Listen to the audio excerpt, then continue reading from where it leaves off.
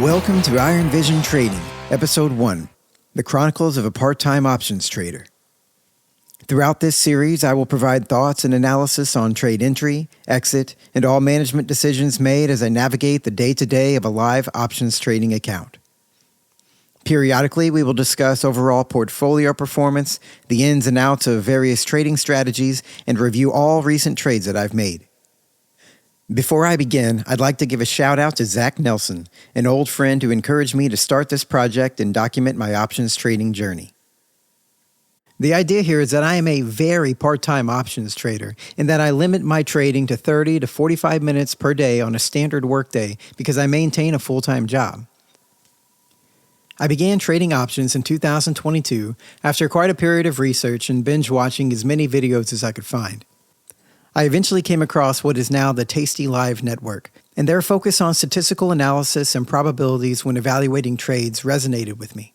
Therefore, many of the strategies that I employ and the thought processes that I hold come from the research that they have done. With that said, I am in no way affiliated with Tasty Live or Tasty Trade or any other aspect of that network. I simply gravitated toward their analytical approach to evaluating potential positions.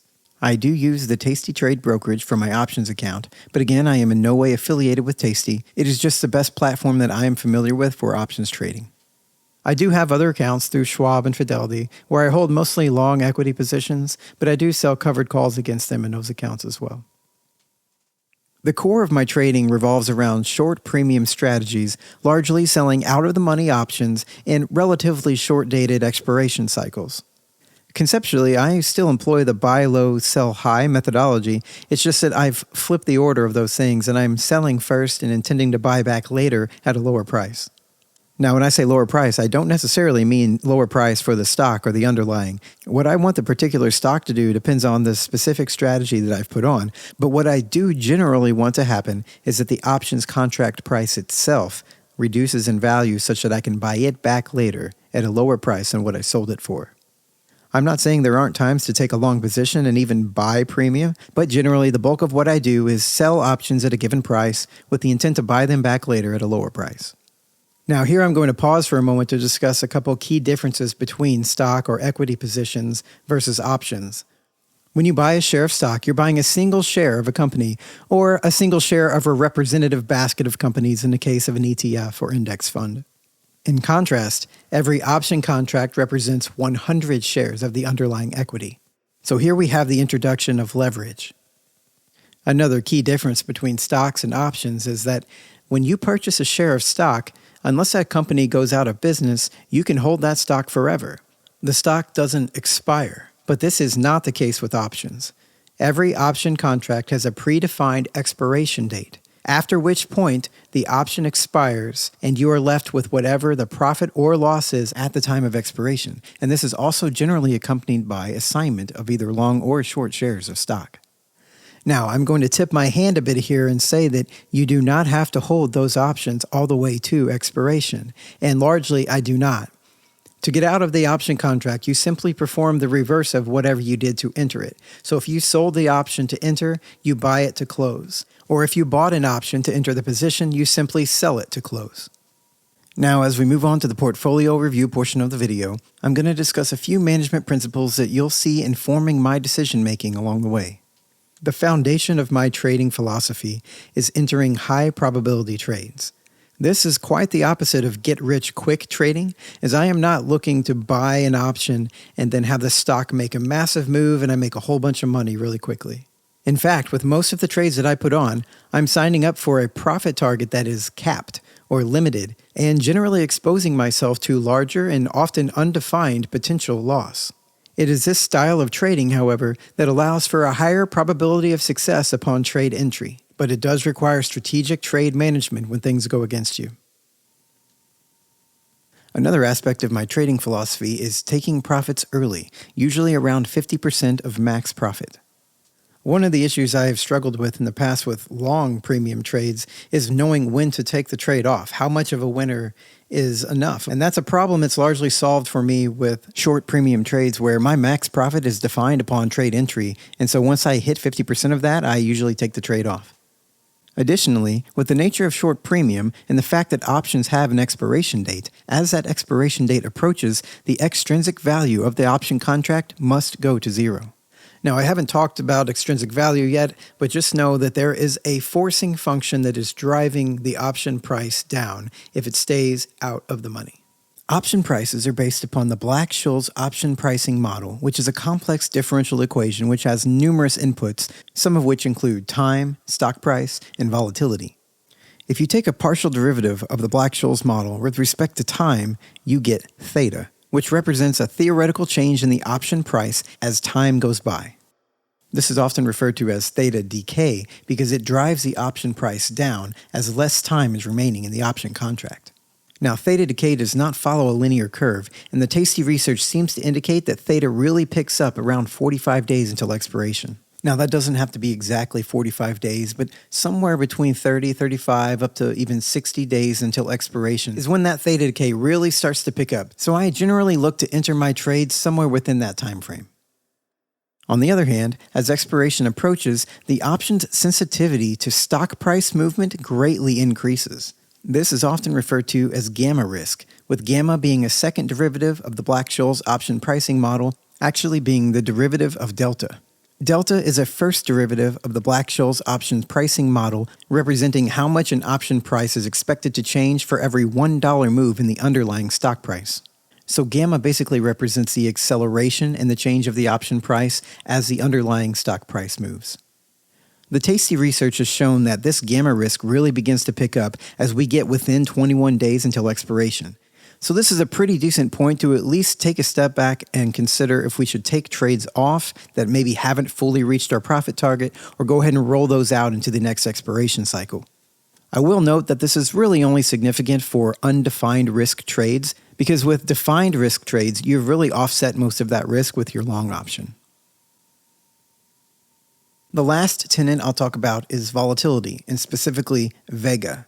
Vega is another first derivative of the Black-Scholes option pricing model, but this time with respect to volatility. All things being equal, a higher volatility for an underlying will lead to higher option pricing.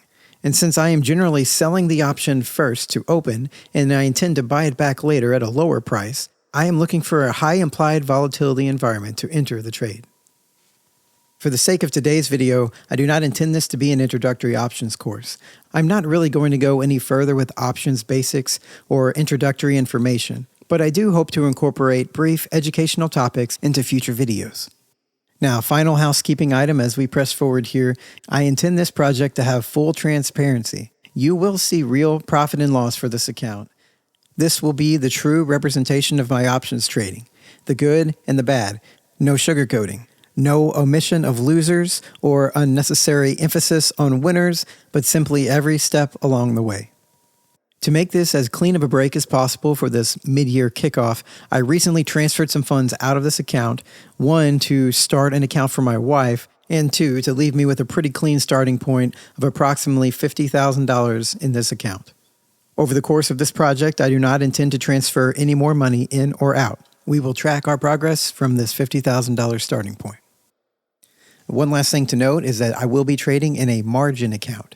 Now, it doesn't mean that I'm actually borrowing funds and paying margin interest, but it does allow me to put on trades and get buying power relief, so the trades that I put on do not have to be secured by cash.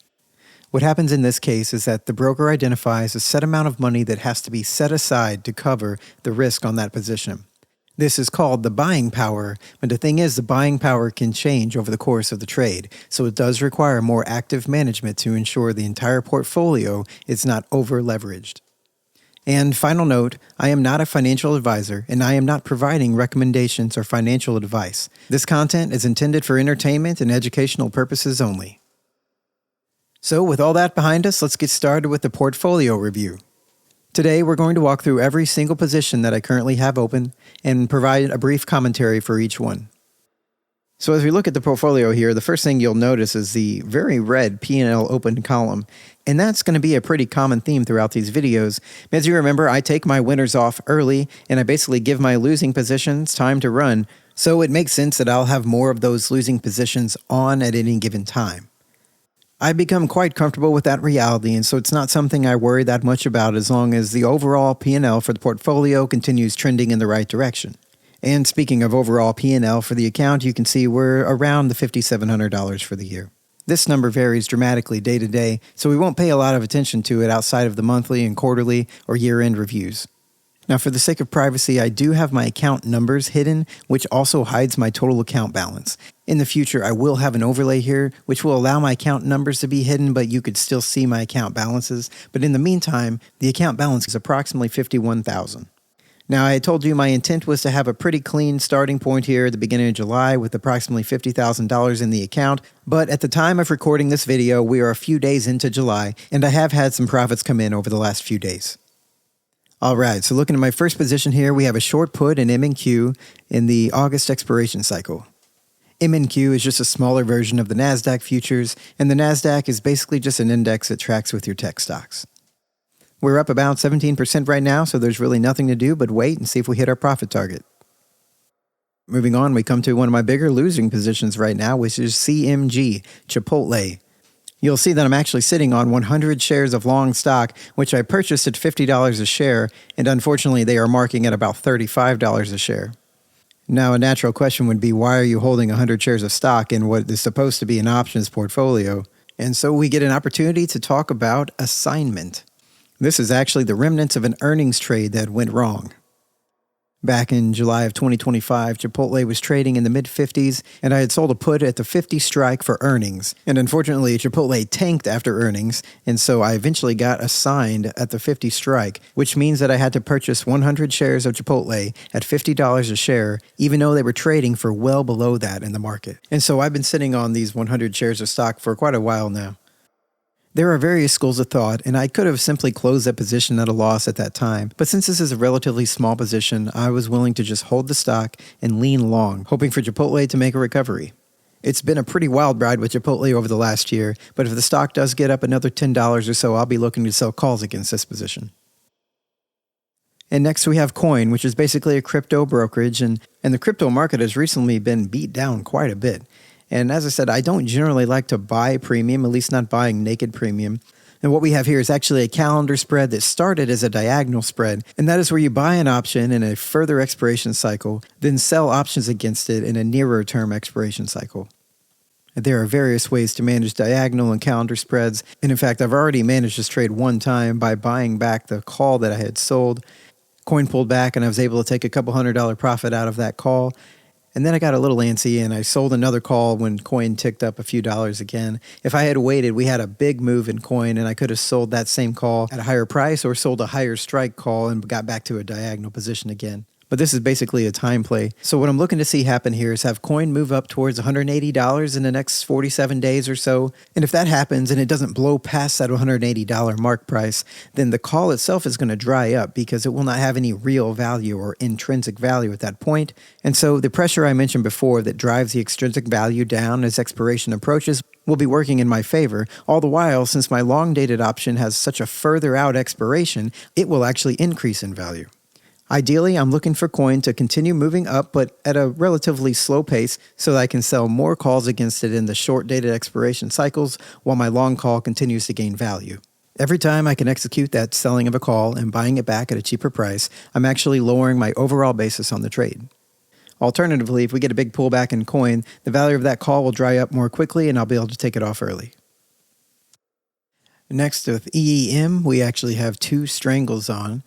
And so a strangle is basically selling a put below the current stock price and a call above the stock price. One of these strangles has been on for quite a while now, and we've actually had to manage it over a number of expiration cycles, and I've had to tighten that up a bit. So when I entered this was about an $8 or $10 wide strangle, and you can see now we're only sitting at $3, a 67.70 strangle, with the current stock price actually at 65. So it's actually below the put strike. But you'll notice that I'm actually slightly positive on this trade, and that's because of the credits that I've collected. I've collected almost 6 option dollars, which represents 600 real dollars when you account for the 100 shares that are controlled with this contract. And that is one of the huge benefits to short premium that you do not have when you're buying premium, when you're buying options. With short premium strategies, you can often roll out to the next expiration cycle and collect more of a credit therefore reducing your risk on the trade as you collect more credits. The other strangle that you see is a recent trade, the 5971. This is one that my wife has put on her account as well, and I'm basically following it here so we can manage these positions together. Because this is a very recent position, we tried to center it around the current stock price, and so we are right there, just about equal distance between the put and the call strike. So all we need is EEM to just exist within this range between our put and our call strike, and these options will remain out of the money, and therefore their extrinsic value, which is the only value they have right now, will trend towards zero, and we'll be able to take this off as a winner. Next up is EWZ, which is a Brazilian ETF, and we are short to 38 put in the August expiration cycle. As you can see, the stock is actually a few dollars below our put strike, and so we are tracking in the red.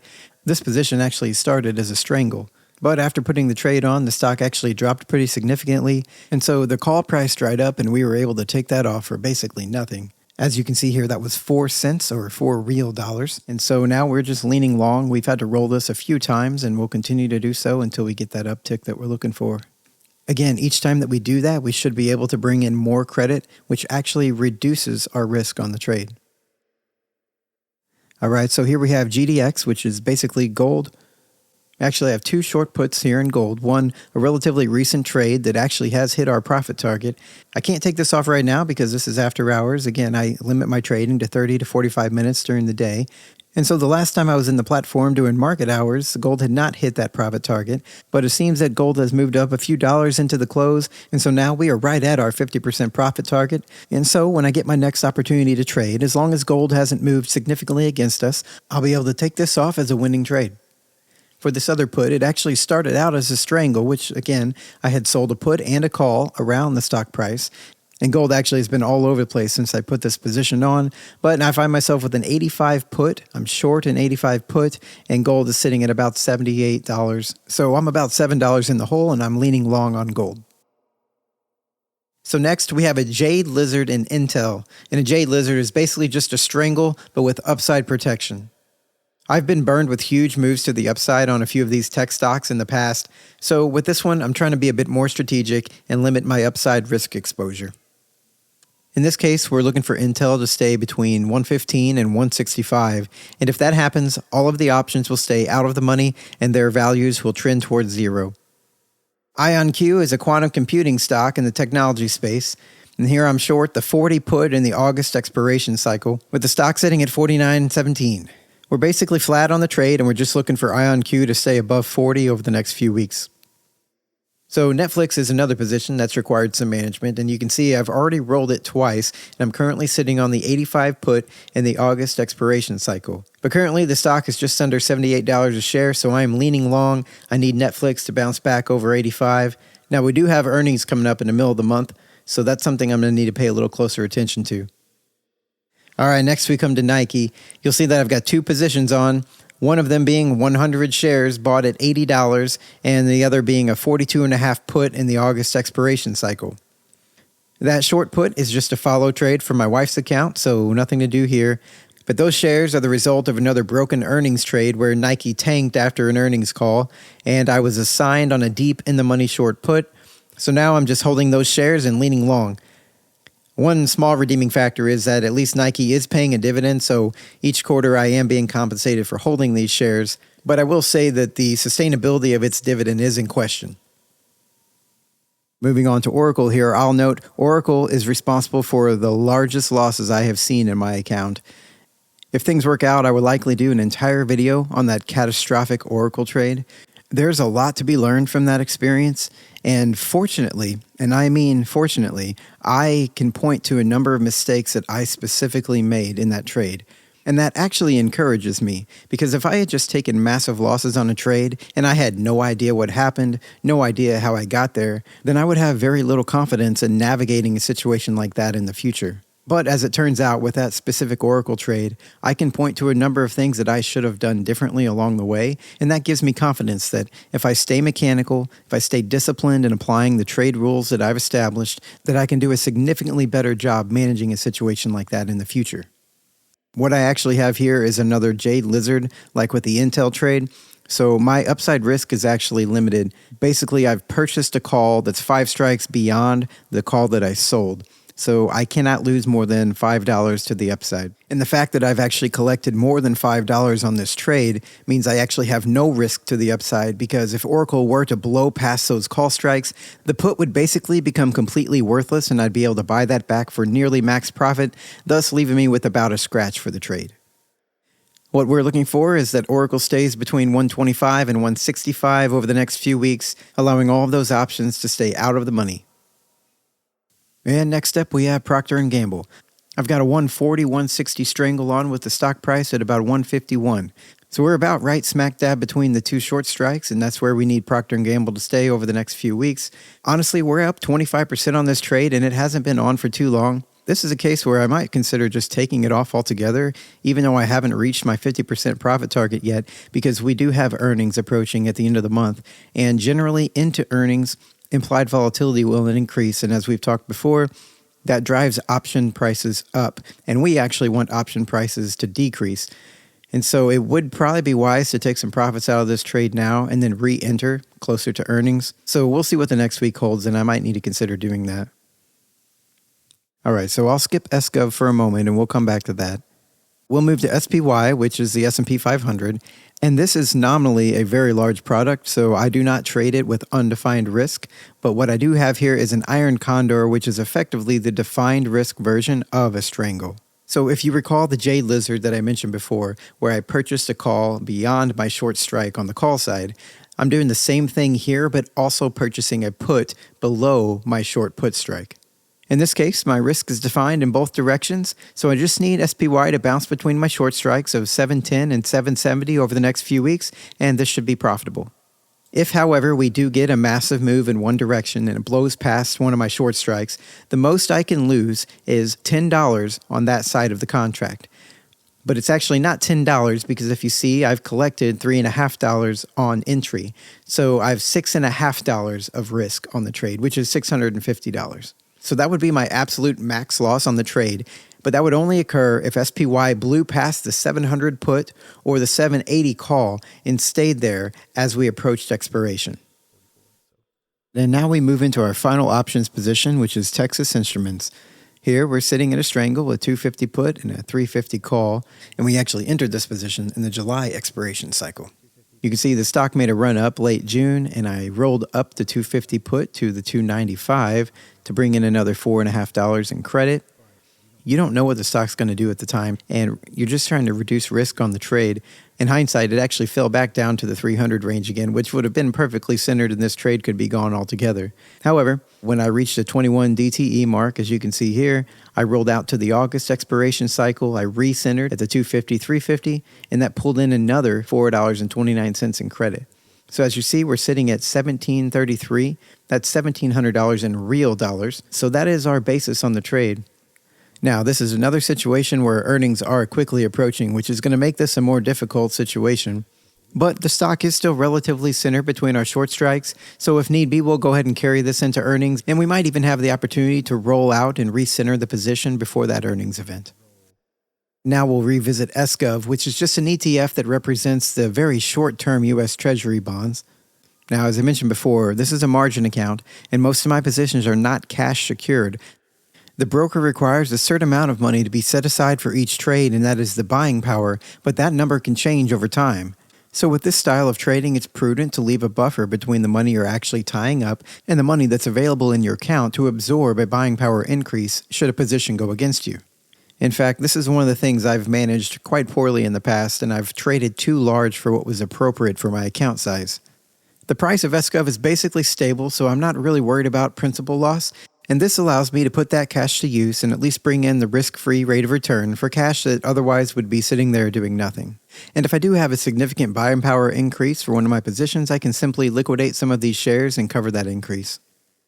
And with that, we've wrapped up the July 2026 Iron Vision Trading Portfolio Review. I hope this has been somewhat informative or entertaining for you, and I really appreciate you watching. Take care.